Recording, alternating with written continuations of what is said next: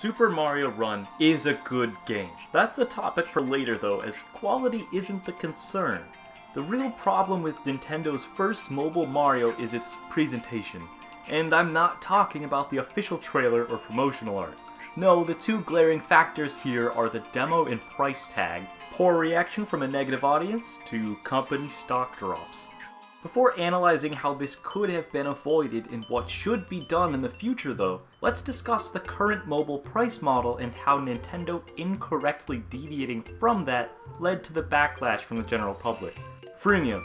This term means a game that is free to download with a big old asterisk stuck right between the end of that sentence. Traditionally, gamers are used to paying outright for a new title. You want to play? Spend whatever the sticker price is and you're good to go, forever. No additional charge is required. This model certainly still exists, but it's surprisingly much less common than one might think. This works for any other form of media, like a book or film, but unlike those two outlets, video games have a certain amount of replayability from the endless options of online competition and branching story options. Because of this, modern developers can and do take advantage of that potential by offering payments to unlock additional features. When video games were first made available to own after the quarter-hogging arcade era, purchasing complete software reigned king for a long while. However, as games got more complex and more options for digital download ignited for consoles, developers eventually utilized the idea of expanding upon an already released game by offering more content available to buy externally later. No longer would the initial cost cover every expense with the emergence of DLC, sometimes good and sometimes for the bad. Apple's emerging iPhone and iPod Touch technology gave immense opportunity in selling casual games for light entertainment. Existing only on PCs via social websites before this, it was so convenient to have cheap fun on the go. You're going to bring your phone everywhere anyway, so why not download a few apps to kill some time when available? This convenience appeal paved way for the pay-to-play price strategy we've grown so accustomed to today. It makes sense, but game designers did tend to take advantage of this by creating shovelware. That is, easy to produce, addictive, copy and paste games that dominated the market. There were some exceptions of course, but it was no doubt the drawbacks to this purchasing system. One game is free but ad-ridden. Another is free with major disadvantages to a non-paying player. Whether your experience is cumbersome or unfair, this is how even most of the good mobile games of today play. When Nintendo finally decided to buckle down and release some DLC for their console lineup, they handled it like champs by doing everything right. More characters and stages not locked to the disc for Mario Kart, free amiibo support, and a whole slew of new content for a 4-year-old game just to help with figure sales? Yes please. So now that the Big N has felt the warm embrace of Tim Cook, he's the Apple president after Steve Jobs. Yeah, I didn't know that either. Would their approach to this new market prove successful? Going back to my first point on this game's bad presentation, the two issues that led to critical review are the demo and $10 markup. First of all, because I am on top of social media and news sites pertaining to my interests, I always know when a Nintendo announcement pops up. In other words, I knew that this game was unlike others on the market in that you buy it once to unlock everything. However, when the game launched, I'm not so sure that casual fans downloading knew this at all. The biggest problem with the demo is that it wasn't made clear to be a demo. You download the app and are given an introduction to the early Kingdom Builder, 3 complete levels, and a simplified Toad rally. Gameplay-wise, there's nothing wrong here. Absolutely all features are able to be sampled by the player, and doesn't really justify anyone that was upset after purchasing. What I'm suggesting now is a change for the players that saw the price tag and ran. The game looks so bare bones with this poor exemplifier. After finishing the 3 levels, even without getting all 3 sets of tiered coins, making them incredibly shorter, the game tells you that the other 5 worlds will be unlocked upon purchase. And that's it!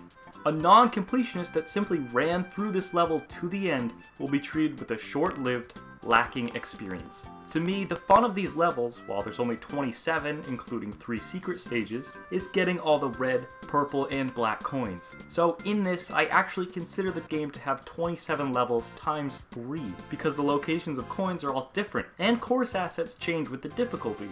But this tour mode isn't even the meat of the game at all. The game doesn't make it obvious, but most hours spent will be in Toad Rally. This is the true bulk of Mario Run, and why I found the game so darn enjoyable.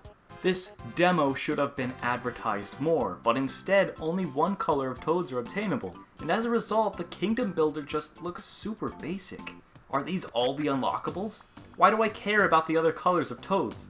That's what I thought initially, and I was disappointed, but happily swayed when more and more buildings popped up in the catalog after purchase, and I realized why Toad colors matter. I don't think people realize just how many customization options are here. Having a demo that gave a better taste would have been entirely more favorable. The next issue is the actual price, $10. Of course, $2 or even $5 would have been greeted with a lot more praise. Do I think the game is worth only these amounts though? Not at all. You're getting a polished Mario game for 1/4 the retail price of any other handheld Mario platformer, with unlimited potential from online competition as level assets are jumbled together to always keep things fresh.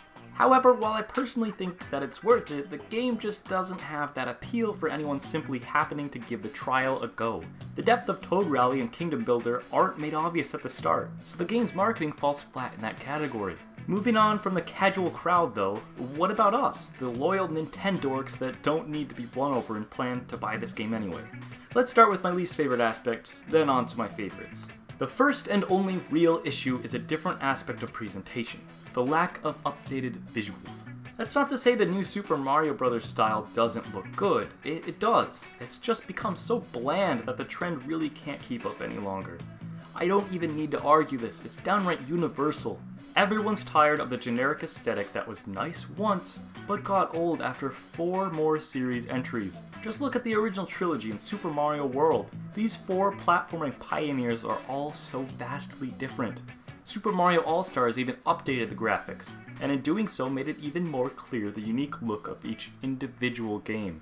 While it's now New Super Mario Bros. Wii is simply New Super Mario Bros., New Super Mario Bros. 2, and New Super Mario Bros. Wii in HD.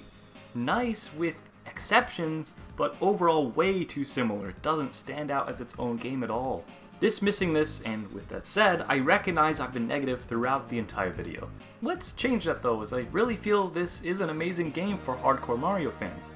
Thinking of this game before release, there's a certain amount of polish I expect out of Nintendo releases, so a shoehorned presentation for their leading stars not going to cut it.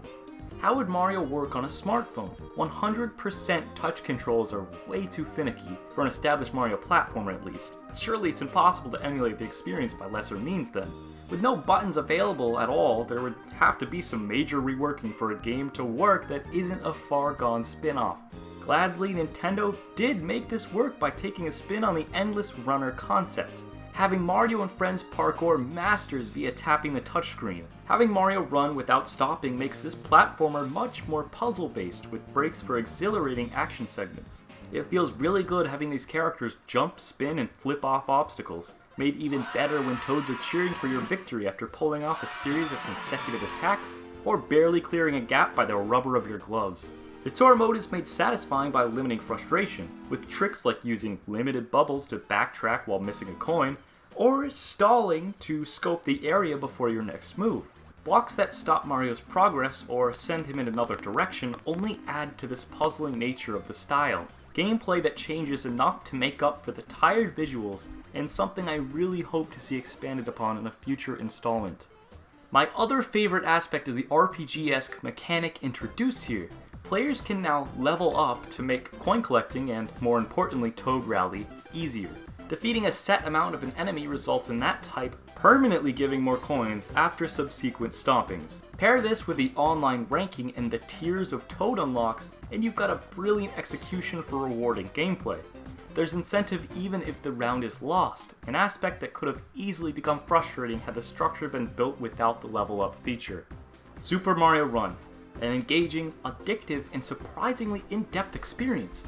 Adding game mechanics that need to be in the next 2D Mario. Whatever this game lacks, it makes up for an innovation, so it's unfortunate the marketing approach was set up to fail. So with all my stances established, what would be required going into Super Mario Run 2?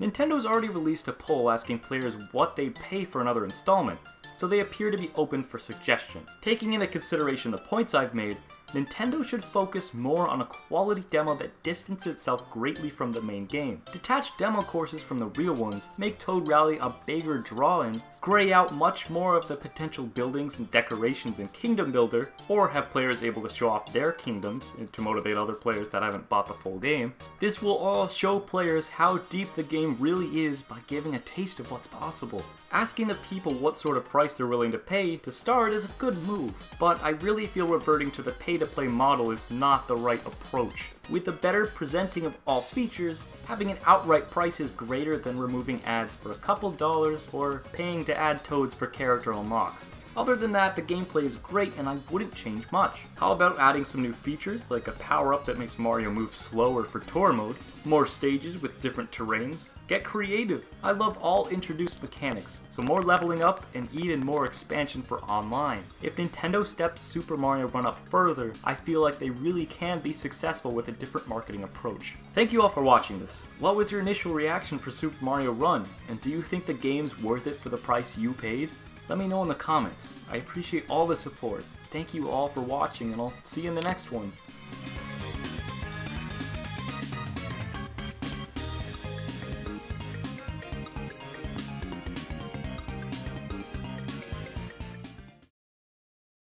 I'm Batman.